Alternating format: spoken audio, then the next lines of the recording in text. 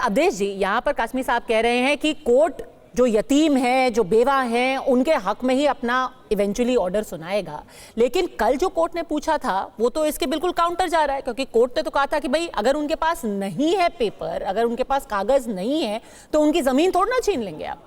तो कोर्ट फैसला करने से पहले जितने उसके क्वेश्चन हो सकते हैं असुविधाजनक वो सारे करता है। आप कह रहे सिर्फ ठोक बजा रहे हैं, वो ऐसा उसमें क्वेश्चन ज्यादा रीड नहीं करना चाहिए। क्वेश्चन तो कपिल सिब्बल जी से भी पूछा। हाँ। जब उन्होंने कहा कि भाई इसमें आपने महिलाओं को कैसे डाल दिया, तो बोला था हिंदू उत्तराधिकार नियम में तो है। हाँ। तो आप यहाँ कैसे बदले, दोनों तरफ से पूछा है। हाँ। देखिए पद्मजा जी, ऐसा एक सवाल पूछने का जो तरीका होता है उससे एक इंडिकेशन नहीं मिल जाता कि कोर्ट ने किस तरीके का मूड बनाया है? इंडिकेशन नहीं लेना चाहिए। देखिए पहले इसको ठीक से हमको जरा इसको दूसरे परिप्रेक्ष्य में देखिए।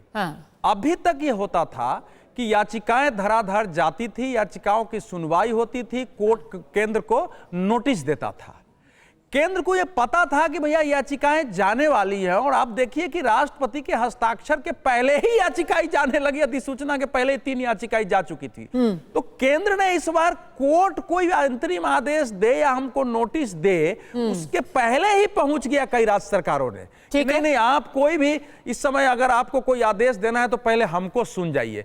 तो एक एक्टिविज्म सेंटर ने दिखाया है, चूंकि उनको इसका अंदेशा था। सेकेंड, जब आप कोई बड़ा रिफॉर्म करते हैं कि एक धारा ऐसी चलाई गई इस देश में, और उस धारा के विपरीत जाके जब आप बड़े रिफॉर्म करते हैं, कोई कुप्रथा होती है, कोई कुव्यवस्था है, कोई कुप्रबंधन है, कोई कुकानून है, तो इतना आसान नहीं होता। वो एक बार हलचल मस्ती है, उथल पुथल होती है, न्यायपालिका में भी होती है, अनेक उदाहरण है इसके।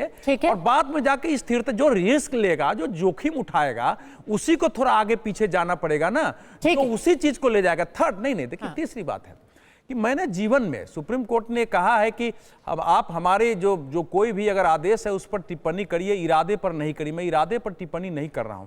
आप भी पत्रकार हैं, मैं भी पत्रकार हूं। 70 मिनट की सुनवाई में मैंने अपने जीवन में नहीं देखा कि कोर्ट कह रहा हो कि मैं अंतरिम आदेश दे सकता हूं इन 3 विषयों पर।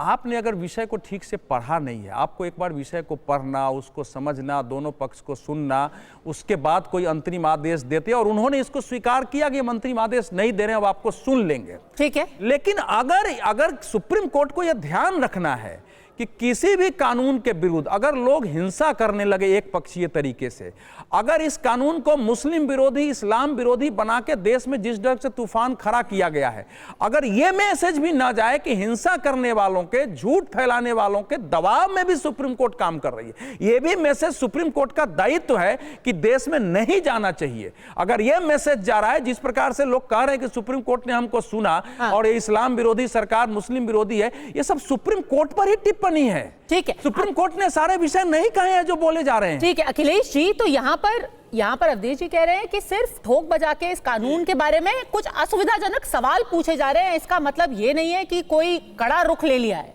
कोर्ट ने, और ये इतना बड़ा रिफॉर्म है कि इसको लेकर के सारे सवाल तो पूछे ही जाएंगे। वही कोर्ट अपना काम कर रहा है।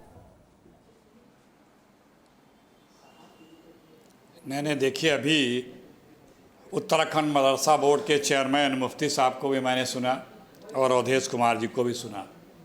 इन दोनों लोगों के सबसे बड़ी पीड़ा ये है कि आदरणीय मोदी जी और बीजेपी दिन रात 18 घंटे काम करके मुसलमानों के भले के लिए दिन रात प्रयास कर रहे हैं, खूब ठोक बजा के ठीक ठाक प्रयास कर रहे हैं, और लोग उसको गलत संदेश में ले रहे हैं, गलत अर्थ में ले रहे हैं। बताइए, वो लोग इतनी नेक नियति से प्रयास कर रहे हैं, इतने अच्छे से प्रयास कर रहे हैं, और इसको लोग उल्टा समझ रहे हैं। तो अब इस पे क्या कहा जाए? लोगों को समझ है नहीं, पर उनको पीड़ा क्यों होगी? वो तो खुश है, कासमी साहब तो बहुत खुश है। दोनों लोगों को समझ इस बात को करते हैं। उनको बोलने दीजिए। देखिए, हाँ खुश होंगे, आपके लिए तो मिल जाएंगे खुश होने वाले, ऐसा नहीं है। कोई भी चीज होता है तो पक्ष विपक्ष रहता है, लेकिन देखिए पद्मजा जी, जो बातें कोर्ट में रखी जा रही हैं, यही बातें तो सदन में भी रखी गई थी, सदन ने नहीं स्वीकारा। अब देखिए फैसला ना दीजिए, अदालत स्वीकारती है कि नहीं स्वीकारती? कोर्ट में भी नहीं स्वीकारा, लेकिन अभी कोर्ट में सिर्फ एक वक्त मोहलत मांगी है। कुछ कोर्ट ने अभी तो बोला नहीं है ना कि हम खत्म कर देंगे। हाँ, नहीं, कोर्ट ने नहीं बोला, लेकिन सरकार ने बोला कि हम अभी इसको खुद ही रोक रहे हैं। हाँ, तो सरकार स्वेच्छा से माने, हम नहीं रोकेंगे, हम पास करा के लाए हैं, सर लोकतंत्र में थोड़ा ना कोर्ट को बोल देगी सरकार हम नहीं मानते आप, तो यहाँ पे उनको हम अपनी मन की करेंगे। आप तो जो है, लोकतंत्र में सरकार ऐसा बोलेगी, एक लाइन नहीं बोलने दे रही हैं। हाँ तो वही तो मैं कह रहा हूँ, जो अपना दम्भ सदन में दिखा रहे थे लोकतंत्र के मंदिर में, उसी तरह की भाषा यहाँ बोलनी चाहिए थी, लेकिन सरकार नहीं बोल रही है। यहाँ तो काफी है कि हम ये खुद स्वीकारते हैं, ये हम खुद अंडर। बताइए के जी, अब आया ऊंट पहाड़ के नीचे, कोर्ट ने दिया अभी बस, जो सदन में कंट्रोल में नहीं आ रहा था, कोर्ट ने कंट्रोल कर लिया, मानना पड़ा आपको। यही कह रहा अखिलेश। हाँ। मैं कह रहा हूँ अखिलेश जी बड़े सीधे साधे व्यक्ति हैं, बेचारे अपनी बातों में कहीं उलझ जाया करते हैं। बड़ी अपनी मानसिकता को उन्होंने प्रदर्शित किया है कि कोर्ट में जाके वो जो दम दिखाते, जैसा कि इनके शासनकाल में होता था, कोर्ट में जाकर इनके वकील धमकाते थे जजों को। इसके एक नहीं कई जो है उल्लेख हैं, कई घटनाओं के उल्लेख हैं कि वो धमकाया करते थे चीफ जस्टिस लोग को और ऑर्डर अपने हिसाब से करवाते थे।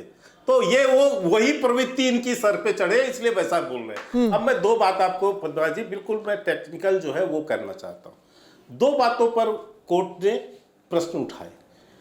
उस पे क्या कहा कि जो रजिस्टर्ड प्रॉपर्टी है, जो नोटिफाइड प्रॉपर्टीज है, जो गेस्टेड प्रॉपर्टीज है, वो डीनोटिफाइड नहीं होगी।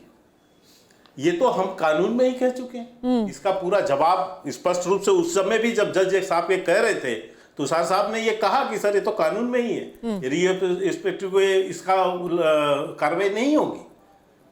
तो यही बात उन्होंने कहा उन्होंने, लेकिन जो झूठे आरोप है या जो कोर्ट में मामले चल रहे हैं, उस पर तो कोई रोक नहीं लगे। अच्छा,